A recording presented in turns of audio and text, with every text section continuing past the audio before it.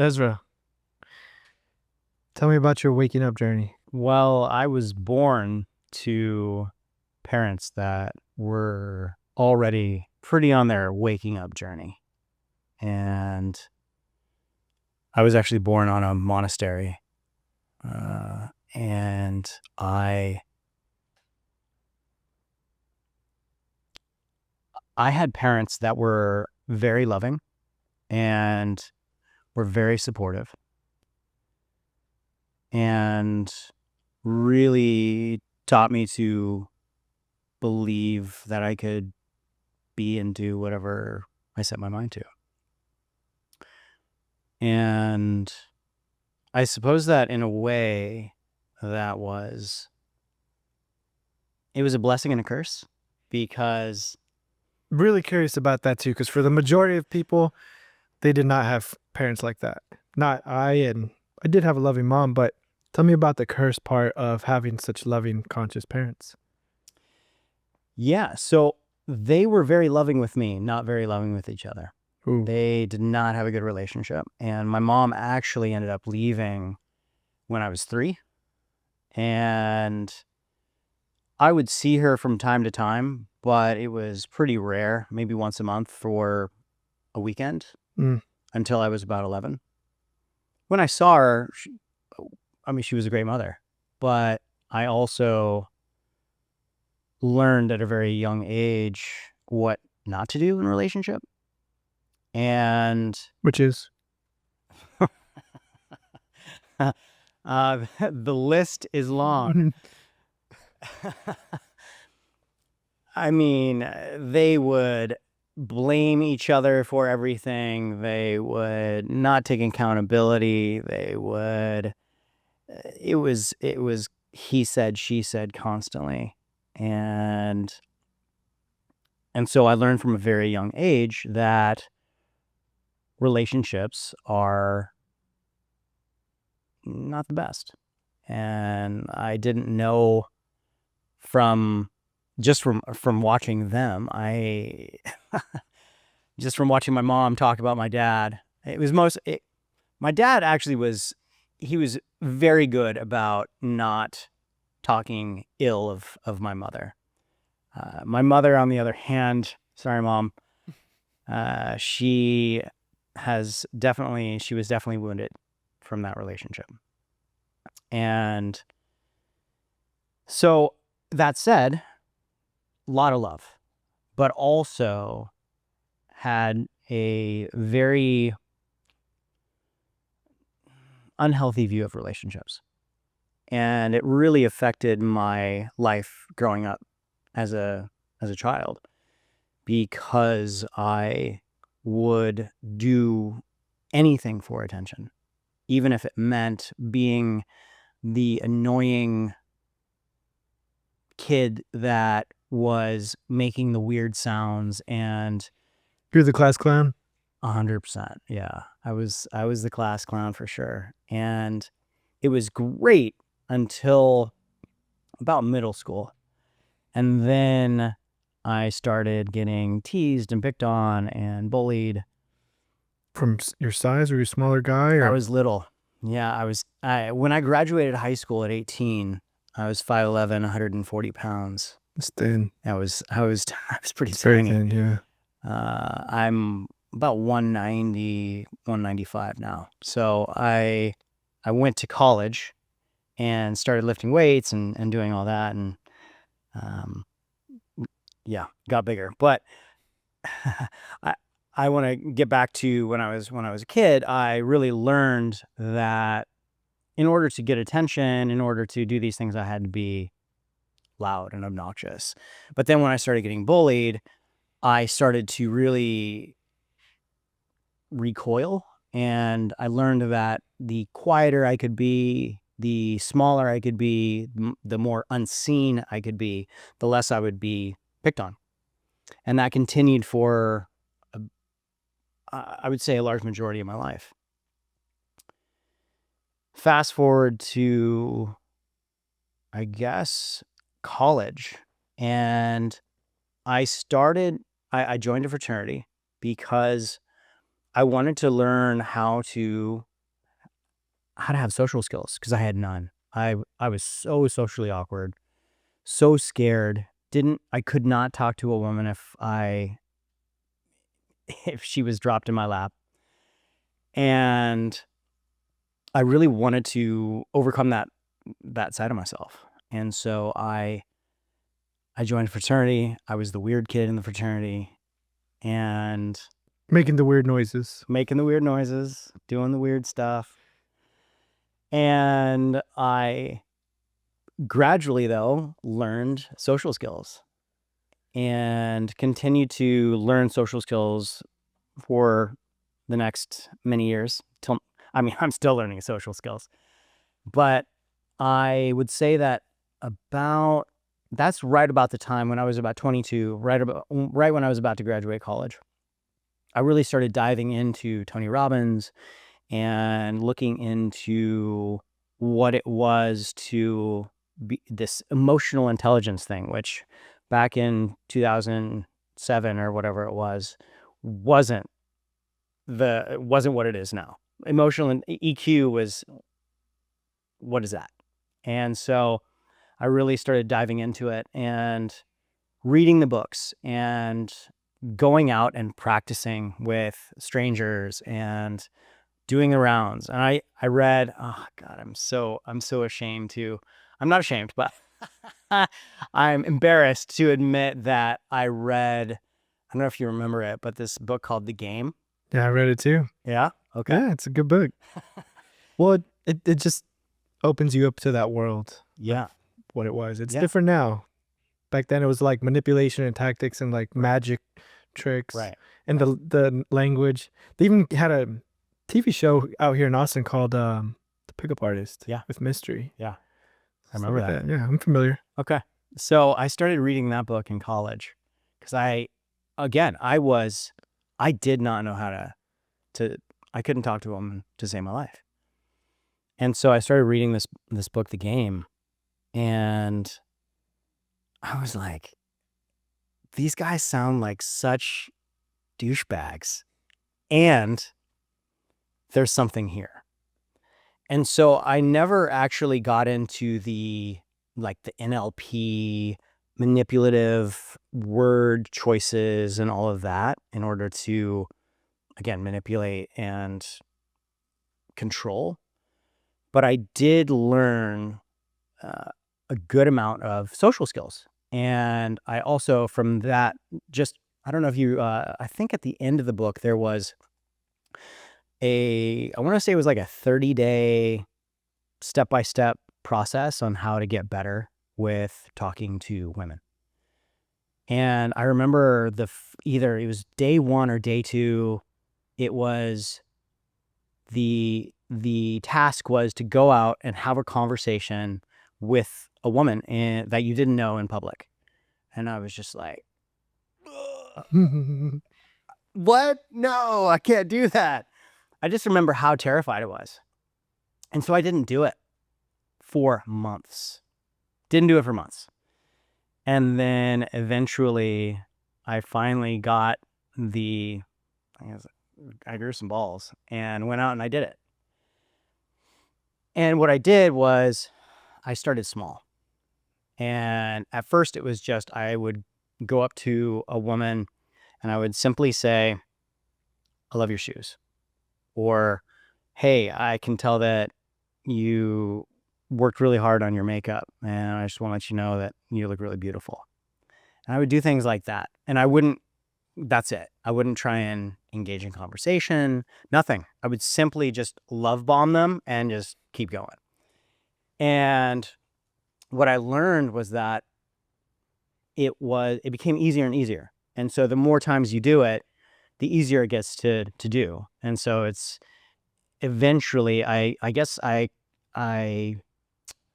desensitized myself to that nervousness, to the anxiety. Scary thing. Most guys don't do that. Yeah.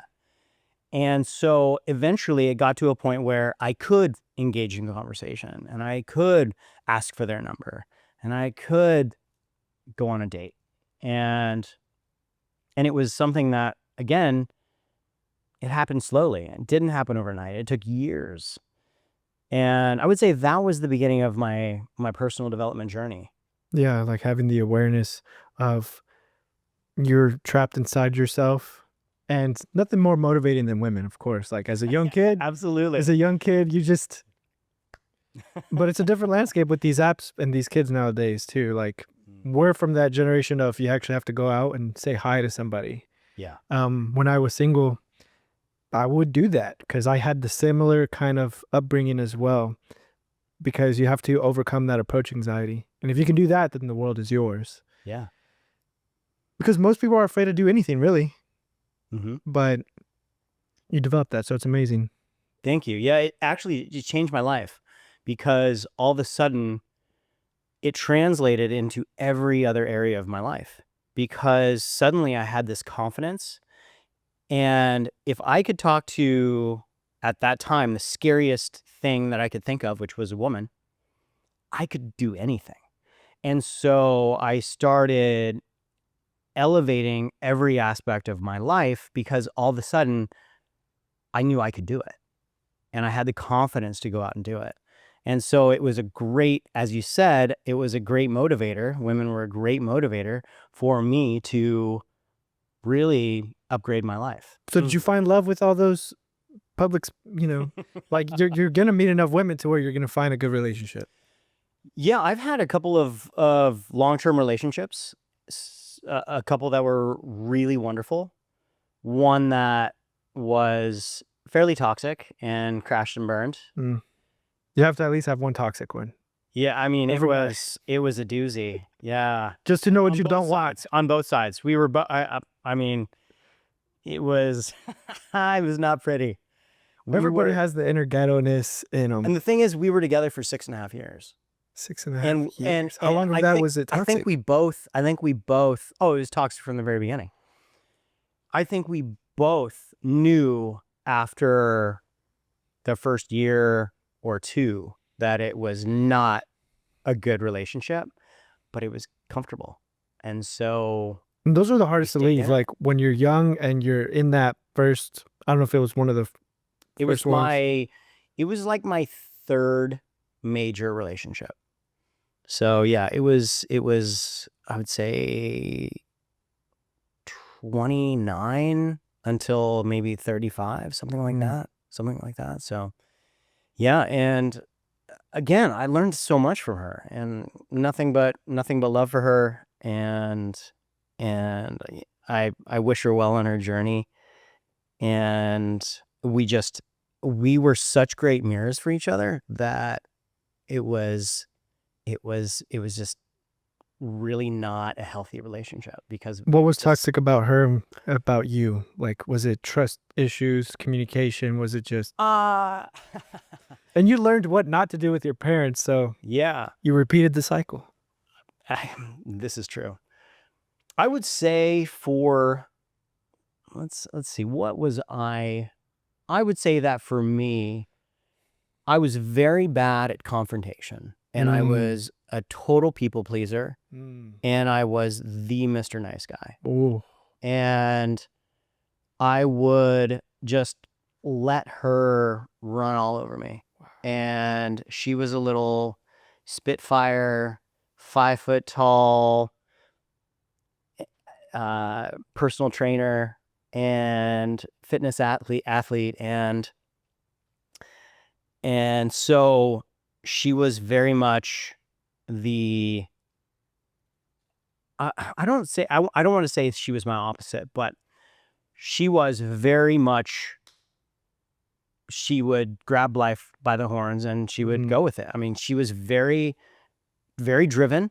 She was very confident, even more like Is this what attracted you? Yeah, 100%. And I was I just wanted everything to be love and peace and harmony. And so what I found is when I initially got into the relationship, I was very much in my masculine and she was very much in her feminine. But as we became more enmeshed, we slowly, those the masculine feminine dynamics disintegrated, and it led to all kinds of problems. And I mean, at the end of the day, I take full responsibility for the fact that I allowed myself to really, I guess, do myself a disservice by not standing up for myself and not having a backbone. And I take full responsibility for my part in the relationship not working, because at the end of the day, a woman needs a man that she can trust and that she knows has boundaries, that can set and maintain boundaries, and that can keep agreements, that can make and keep agreements. And I didn't have those skills. I wasn't able to do that. And so, of course, she wouldn't trust me. Of course, she didn't feel safe. So eventually that's what it just ended up, where she was like, listen, I don't feel safe in this relationship. I don't trust you. And I need to be with a man that I can feel those things with.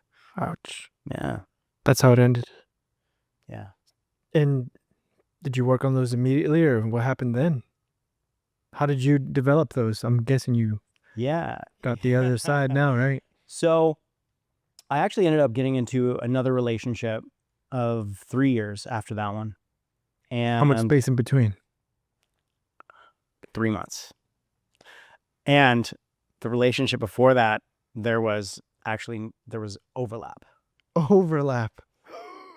Yeah. But Ezra, how can there be overlap? I'm not proud of it. But I also have to be truthful and say that I was not a man of integrity. Mm.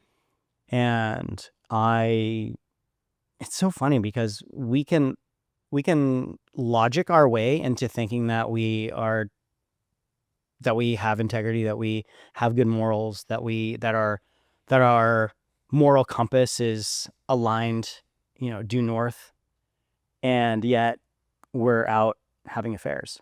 And I was able to somehow convince myself that I was still a good man, which in many ways I was. But I also did not honor my relationship with my previous girlfriend, and started dating another woman as I was exiting the other relationship. And there was overlap, and I take full responsibility for that. And, obviously, it was really, really hurtful and really painful for everyone involved. And that was actually the moment where I realized that I never wanted to be unfaithful. It was something that was so painful for me to be a part of and to witness and to know that I caused someone that much pain, that I swore to myself that I would never be unfaithful again, and that I would, if I had any kind of issues in the relationship, that I would come to my partner and I would talk about it. And we would communicate, even if it was hard. As I was exiting when I got into the next relationship with my next girlfriend for 3 years, she was actually the one that was good enough to give me actually a list of things that made her feel unsafe and that she felt I could work on. No way. Yep. I'm so thankful. And some of those things were items where I was like, well, I can't be 6'2". And that wasn't on the list, but it was one of those things in passing conversation where, well, you're not as tall as the last guys I've dated. I'm like, okay, good to know. But some of the things on the list were things like people pleaser, unable to set and maintain boundaries, unable to set and maintain agreements, things like that.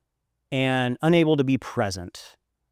And so I took those things, and that is what I actually used, and that's what really propelled me on my healing, on my personal development and healing journey. And I mean, I went straight into Vipassana.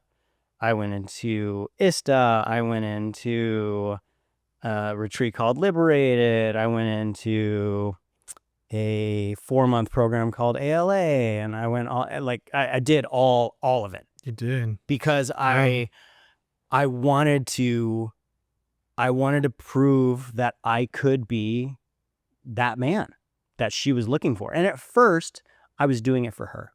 Maybe I can win her back. And I got about 6 months in, and I realized, whoa, this is actually working. This is my life is changing, and I started doing it for me. And that the work, right? It is doing the programs, the work, going and investing in yourself. Correct. Yeah. So that's really the impetus for me getting into actually starting to coach and leading a men's group and doing those types of things, because I wanted to share the things that I had learned with men that maybe didn't have access or weren't at a point where they felt comfortable going to those specific retreats. Which most don't. It's like a specialized group of people who actually will even put $1 to their own progress. What if we had these opportunities way back when? What have we actually done them? A lot of times people will invest more in their vacation and plan that to the T than they will their own life. There are times when I'll go to some of these retreats and I will see a 21-year-old in the room, and I am like, oh, he gets it. This is amazing. Yes. Because I'm 42 and I didn't start learning this stuff until I was in my mid-30s. If I had started when I was 21, oh my gosh, I'd be like Gandhi right now. Well, that's the question I want to lead into. Like, from the things that you've done, talk to Ezra at 21 years old. How would you set yourself up again? What programs, what things would you do?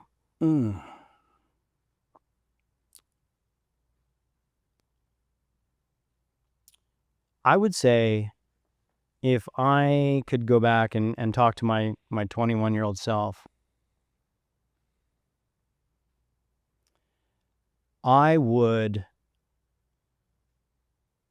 tell myself to take more chances and to say yes to the scary things a lot more. Because I don't have any regrets, because everything that I've been through, everything that I've gone through, I've had a hard life. And everything that I've gone through has made me the man that I am today. And I love who I am. And that said, if I could choose to be where I'm at now by using or utilizing a different path, I absolutely would. You get to keep all of your memories and wisdom, but you go back at 21 years old. Yeah, definitely. The only thing that I really would like to... You'd still have to like train those skills again. You'd still have to learn those things, but... Yeah. Again, the only thing that I would do differently is I would take more chances. I would take more risks. I would... Same programs? I would do the scary things. I would do the same programs. I would obviously start much younger. I would be single more. Absolutely. I would not have been in as many relationships as I was, because while relationships are very educational and they can teach you a lot, I believe that they can also be used as a crutch or as more or less a security blanket for things that you don't want to feel, such as loneliness. And or it can also lead to a lack of growth, because once you become so comfortable with someone, once you start to really just rely on this other person, I would say there's a tendency to get complacent and forget that we are meant to continually grow throughout our lives. And if we just go to work, come home, eat dinner, watch a movie, wash and repeat every single day, we're not growing. We're not, all of a sudden 20 years will go by and we'll still be the same person doing the same exact things. And we'll get to the end of our lives and we'll say, I wish I had done more. Yeah, most people just live for their 2-week vacations every year, and the rest is just the same. And one thing I really love what you're saying is choosing to still grow. In my partnership right now, one thing that we value is really giving each other space to pursue our interests and our passions. Because in my relationship before that, I completely lost myself. I completely used my ex as the security blanket, my comfort zone, and I was extremely complacent and living at a fraction of my potential in many areas. And long story short, I have reinvented myself. I feel like I am not going to make the same mistakes as before. And primarily, it's truly developing yourself. Like, I'm going to consistently, I have been, but consistently take days to myself. Maybe even solo travel. It's actually something I need to do is like date myself. Like, don't just get lost in my girlfriend or her family. So let's invest in my family and myself. As if you're single, you can still do that in a partnership. And if anything, it helps the partnership too. But how long have you been single this go around? And you said you're intentionally single, right? Yeah.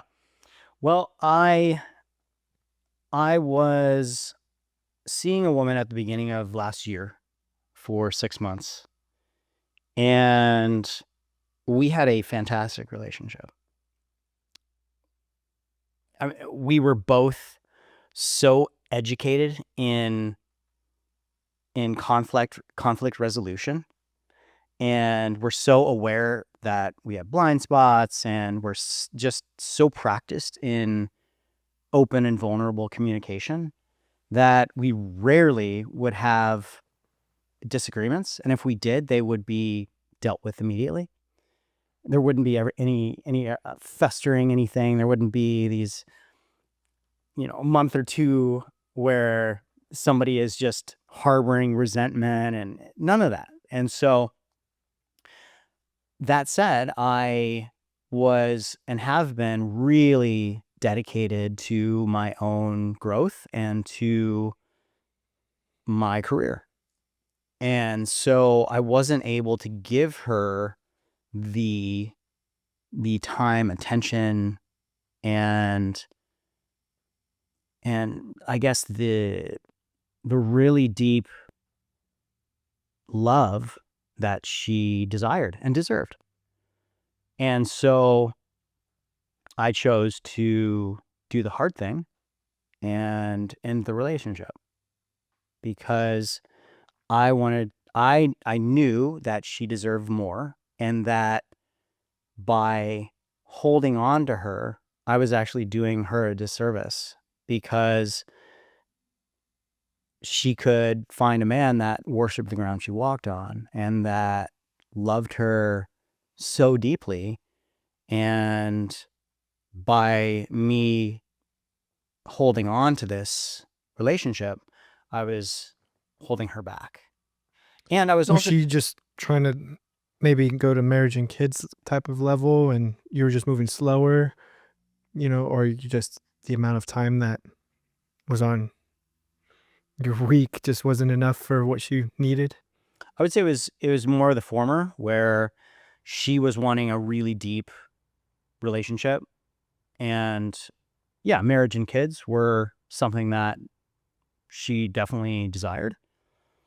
And it's something that I desire too someday, but not right now. And so it was, again, it was the most loving thing that I could do, because I did have so much love for her that I, again, it felt like it was That you and I hear that too, like, you care so much about their well-being, even if it's not with you. correct.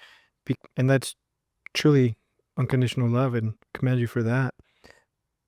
Do you still feel lonely sometimes being single? Yeah, I do. How do you deal with that? It's something that I feel on a regular basis. I would say there's a couple different ways that I deal with loneliness. I feel like as men, we oftentimes want to pretend like we can do this on our own, and that we don't need anyone's help, and that we got this. And so we don't reach out for help. And it's one of the reasons why men suffer from emotional and mental health issues far more than women. Suicide's like 4 times higher. Yeah. Yeah. And I mean, and then you have men that are committing sexual abuse and all kinds of things that are just horrible, because they don't know how to communicate their needs, and they are ashamed of who they are, and they can't, for whatever reason, have a a healthy conversation or communicate what they're desiring from their family or friends, or you name it. So how do I deal with loneliness? I would say that the main way that I deal with it is, it's so funny. I used to drown myself in work and reach out to friends and go out on dates and do all these things. And I still feel like reaching out to friends and doing those types of things are really worthwhile and helpful. But it doesn't solve the root issue of the fact that I felt lonely when I wasn't doing those things. Mm. And so what I really learned to do was to love myself and to genuinely enjoy spending time with me, because I'm awesome. And I think I'm the coolest guy I know. And so it took a long time to get there. I didn't, and this may come off as conceited, but it's not. I think that we should all think that we are the coolest person we know. I think that we should all love ourselves the most out of anyone in the world. And once I was able to do that, the loneliness still happens, but I gotta tell you, it's few and far between. I can be at home and I can read a book and I can just be by myself, or meditate, or what have you, or even watching a movie, and I'm just enjoying being in my own company. And it's a really fun cheat code on life, where something I didn't used to have. It's something that's only been within the last, I would say, year or two, where I've gotten to a place where I genuinely like being with myself. And I mean, I go on road trips by myself. I went to Peru for a few weeks by myself a few weeks ago. I went to Mexico by myself earlier last year. I go all over by myself, and while I believe that there's a time and a place to be with friends and travel with friends is really fun, I still really enjoy being by myself. That's a beautiful thing. I think we all should strive to get to that point. That Peru trip, I saw through Instagram, you went to a really strenuous hike somewhere off the top on the other side of where Machu Picchu is, right? Yeah. Yeah, Huayna Picchu. Huayna Picchu. Looks amazing, man. Tell me about that trip. And you said it was for something called ISTA. Tell me about that too. Yeah. So, man, Machu Picchu. I had no idea just how beautiful a place could be. I've been to over 50 countries, all through Europe, all through Asia. And I've been through Central America, Mexico, and this was my first time in South America. And just Peru in general is just breathtaking. The mountains, the wildlife, the alpacas all over the place, just looking at you with these. What? Alpaca? What's that? It's like a small llama. No way. Yeah. So it has the same hair, I guess you could call, as a sheep, but it looks kind of like do you know what a llama looks like? Okay. So it's a small llama. Super cute. They just look so dumb, and they just look at you and they're just chewing whatever they're chewing and looking at you with these big bulgy eyeballs, and you can't help but just love them because Yeah. they're just they're just so adorable. So I instantly really fell in love with Peru. And 2 days after I got there, now Peru is really, the elevation, at least where I was in Cusco, was at 12,000 feet. So really high. How's that? Tough to breathe? It's hard to breathe. Yeah, I didn't get the elevation sickness that a lot of people do, but when I was climbing, it was really breathing is hard for sure. So you definitely have to move slower than you would at sea level, or even 3,000 or 4,000 feet. So when I was going up Huayna Picchu, it was quite strenuous. It was basically straight up, and it was at, I think Machu Picchu is at 9,000 feet, but it was still hard. And Huayna Picchu, you have to have reservations. It's not included in the regular Machu Picchu day pass. And so you have to pay for these extra reservations, and they only let, I think, 200 people up a day. And so, Kind of dangerous, right? Narrow. yeah, Like, definitely. And so I went up, and it was just looking out over Machu Picchu and just seeing what this ancient civilization had built.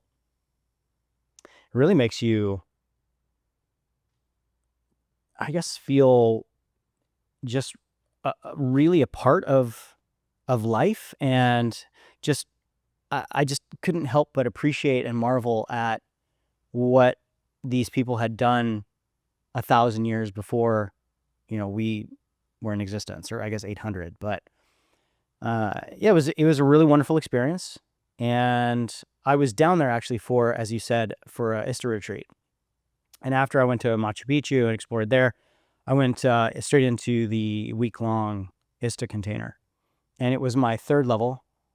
And for someone never heard of it before, what is this? What is the work that you signed up for? Yeah, ISTA is very intense. They basically throw you into the deep end of a pool and expect you to figure it out. It's like you either sink or you swim. Similar to ALA, like because I'm familiar with the work that they do in ALA. Mm-hmm. Similar to that? No. No. So ALA, I would say, is more outward focused. So it's more of how you relate to the world and how the world relates to you. And ISTA is more about how you relate to you. Mm. And it's more about the inner work. And so ISTA is all about finding your masculine, feminine core, your balance. It's about healing childhood trauma.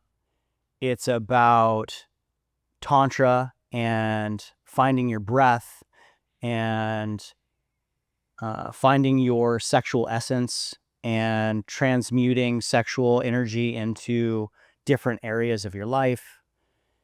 And they do it through exercises that are quite challenging and really bring you face to face with your edge on a daily basis. Sometimes multiple times a day, they will do an exercise that, going into the exercise, I'm like, I don't know how I'm going to do this. Like, this is so scary. And I never felt that in ALA. I never felt where I was scared to do something. There were definitely uncomfortable moments, times where I was definitely pushed, and that helped me to unlock different places in myself and really help with my social and emotional intelligence. ALA was wonderful for helping me to learn how to communicate better and how to conduct myself in a way that is going to really help me to have positive, beautiful relationships. ISTA is the same, but it's more about the relationship with yourself. And that translates into relationships with others. But what I found with ISTA is that there isn't, it's internal. And so what I found is that they really actually go well together, hand in hand, because the ISTA helps you with your internal relationship, and then ALA helps you with your external relationships. And they really are something that I would recommend to anyone. ISTA is next level, though. It will. You're level 3, so it just gets even more. Level 3 was, it was.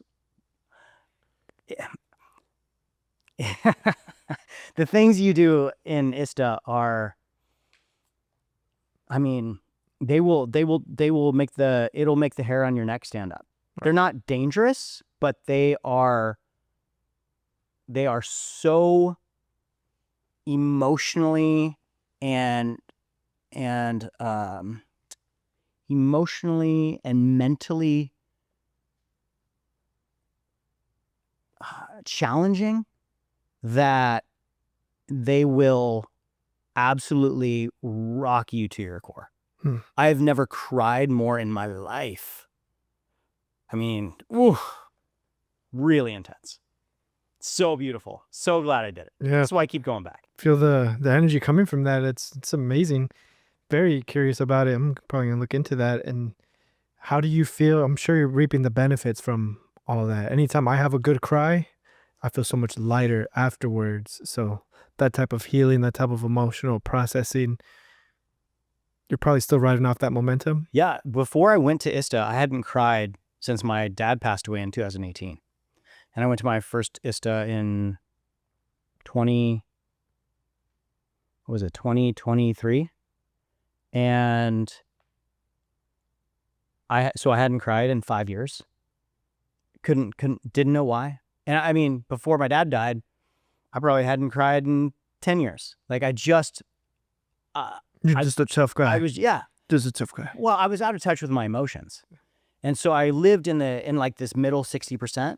I wouldn't go too high, I wouldn't go too low. I call that. It's kind of like a robot. Yeah, I call that functionally depressed.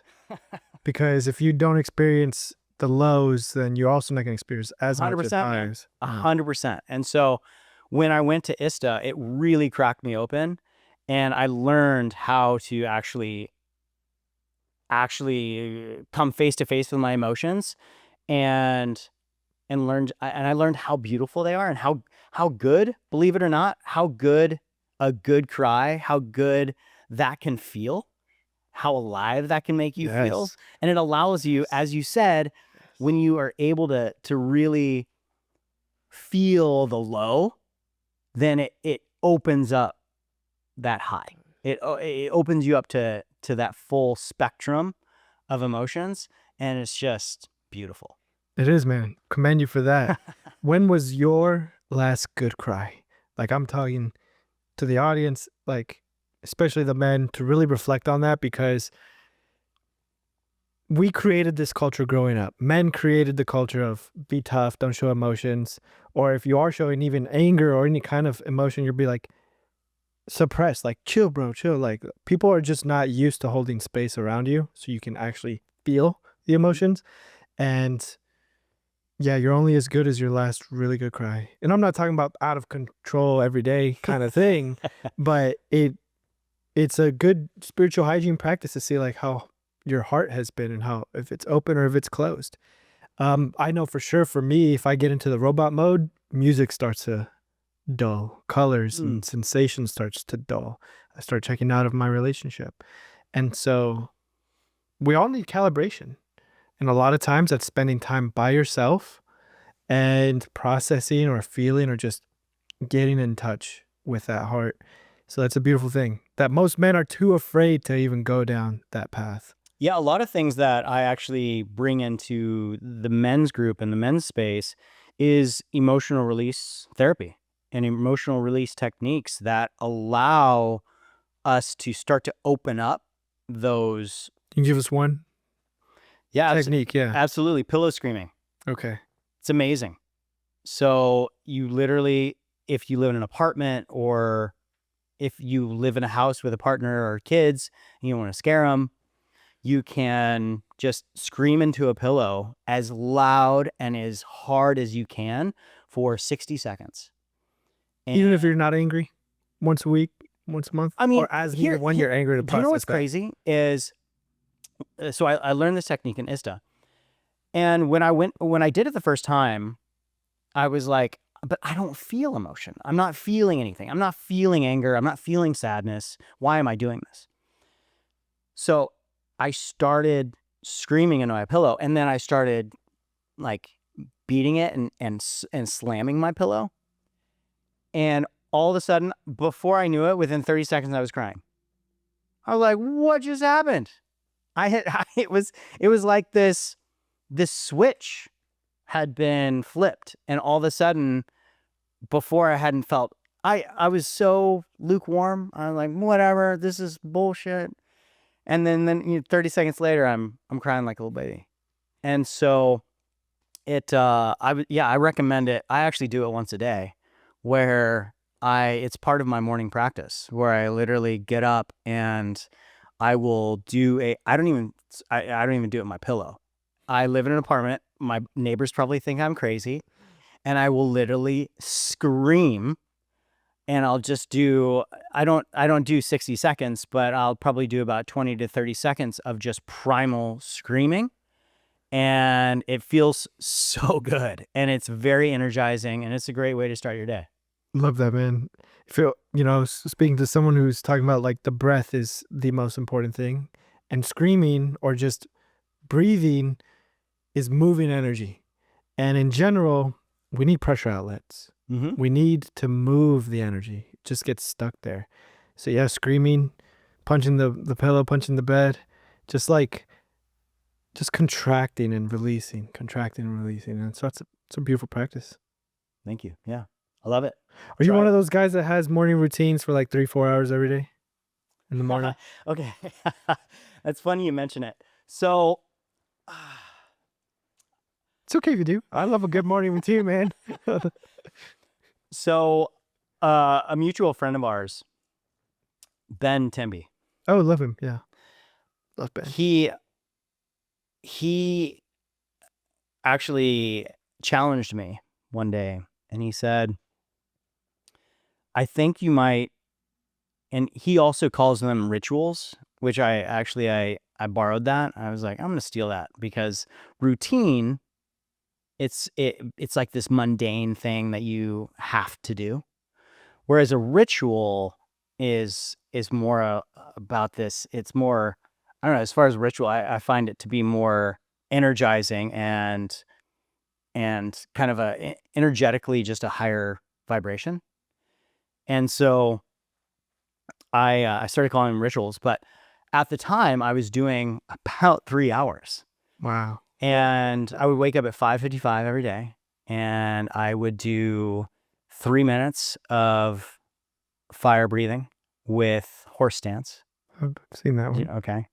And then I would do my primal screams and my positive affirmations in the mirror, just buck naked, just looking at myself, just deep in the eyes, and just telling myself all the good things that I was going to bring into the world that day.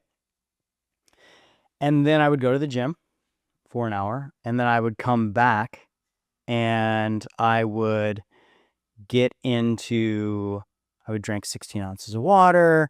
I would get into my meditation, into my breath work. Then I would do bioenergetics. What's that? Which Bioenergetics.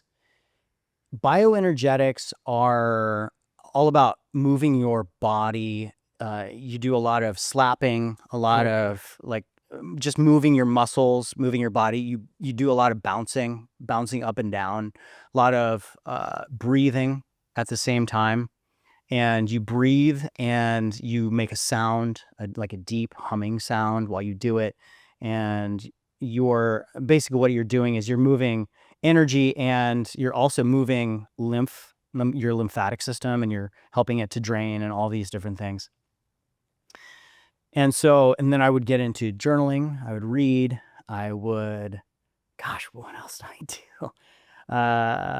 I would learn a second language. Which language? German? I was going to say German, but no, it was Spanish. Spanish. Yeah. And so I'm German. I did German a long time ago. I'm not doing Spanish now because I was doing too much. And so what Ben said, and the thing is that a lot of times, next thing you know, I would start at 6, and then what would happen is I would get a phone call, or I would get a work message or an email or whatever.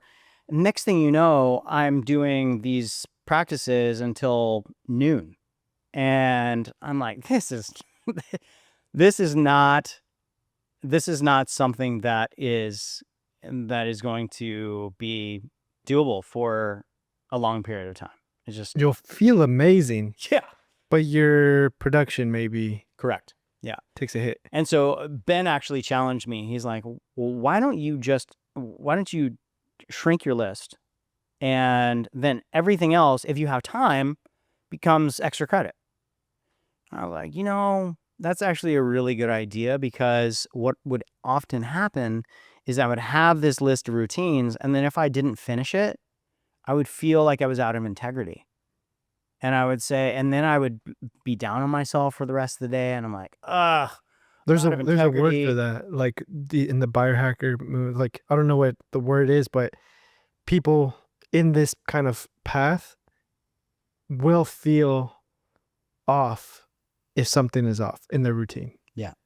There's like a mental thing for that, but growing past it sounds like you did, right? Yeah. So I took everything off the list except for I wake up, I immediately drank 16 ounces of water. Then I go to the gym. I come back from the gym. I have my breakfast and shower, get ready for the day, and then I do my breath work, which is 10 minutes. I do 10 minutes of meditation. I do about 10 to 15 minutes of journaling.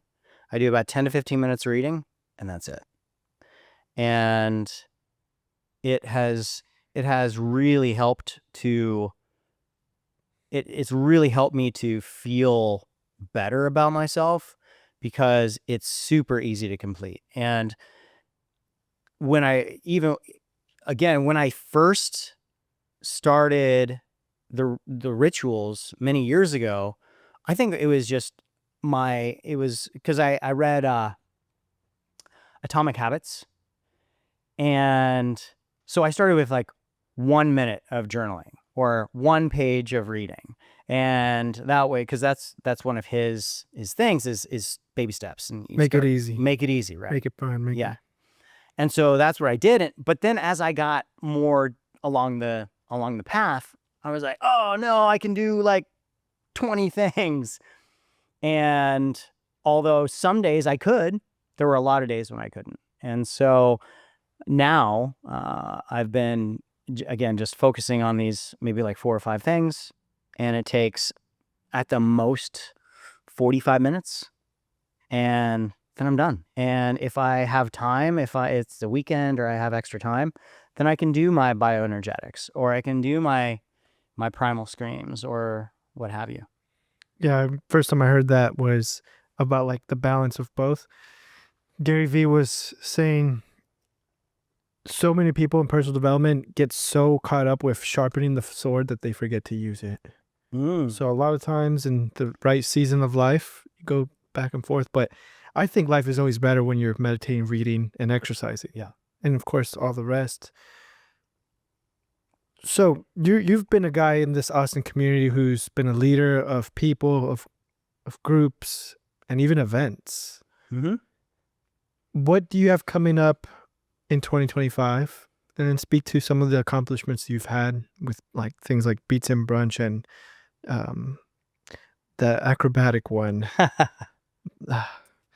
The Artist Explosion, Art Explosion. Art Explosion. That was a really cool event.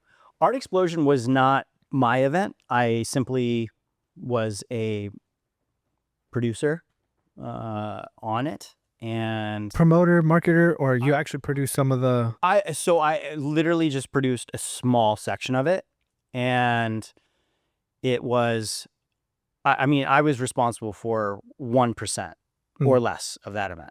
So I can't take credit for it. It was an incredible event, and they're actually... They just had one. I wasn't able to go to that one, right? Like on the 5th, they had another one. Did they? Hmm? For some reason, I thought it was coming up. Maybe I'm wrong. Anyway. So I did have Beats and Brunch, and that was a really fun event. But what actually ended up happening was that... Have you heard of Daybreaker? Isn't that a like festival of some sort? No, it's a dance. It's a morning ecstatic dance. Yeah. Yes, I've heard of it. Is it in Austin? So it was, and then the producer of it got really busy, and so they actually reached out to me to take over production of Daybreaker. And I didn't have enough time on my schedule to do both Beats and Brunch and Daybreaker. And also it would have been a bit of a conflict of interest. Yeah. And so I chose to take on Daybreaker and let Beats and Brunch be what it was. And, you know, a really fun experience that happened 3 times. And so I am involved in Daybreaker at this point. We're planning on, it hasn't happened in a year, but we are, fingers crossed, going to be bringing it back to Austin in a couple months, and plan on doing it about once every quarter. And then I am also working on my purpose is to bring healing and personal development and emotional, social, sexual, masculine intelligence to the masses, to as many people as I possibly can. And so I've been working on an AI-driven personal development app, which will probably take about another year to develop, but it's really cool. It is, I don't know if you've ever used ChatGPT to talk you through things. Have you ever done this where you actually will have a conversation and ask ChatGPT, ChatGPT is a little a little overly positive for my taste, but nonetheless, it can be a really good sounding board. And so this will more or less take that to the next level, where it will ask you certain questions, and it'll have a journal type of thing that it will ask you questions beginning into your day, and it will really get to know you. And then through your conversations with other people and the way that you respond to it and all these things, it'll be able to actually coach you throughout your day and Amazing. help you to relate to people just in an incredible way. It's beautiful, man. I'm excited for that. We have to be careful with how we talk about artificial intelligence because they're going to be taking everything over. So Royal Highness is how I pronounce Siri now. Ezra, it's been a pleasure getting to know you in this conversation. Thank you so much for having me. Of course. For everybody listening, see y'all next time.